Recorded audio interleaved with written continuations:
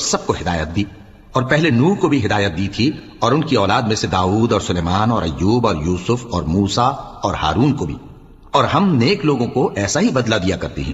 اور زکریا اور یحییٰ اور عیسیٰ اور الیاس کو بھی، یہ سب نیکوکار تھے، اور اسماعیل اور الیسع اور یونس اور لوط کو بھی، اور ان سب کو دنیا جہاں کے لوگوں پر فضیلت بخشی تھی، اور بعض کو ان کے باپ دادوں اور اولاد اور بھائیوں میں سے بھی، اور ان کو برگزیدہ بھی کیا تھا اور سیدھا رستہ بھی دکھایا تھا۔ یہ اللہ کی ہدایت ہے، اس پر اپنے بندوں میں سے جسے چاہے چلائے۔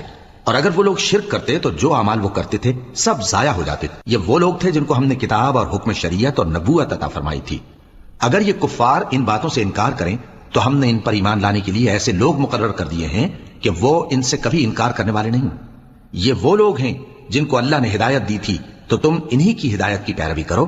کہہ دو کہ میں تم سے اس کا کوئی صلہ نہیں مانگتا، یہ تو دنیا جہان کے لوگوں کے لیے محض نصیحت ہے۔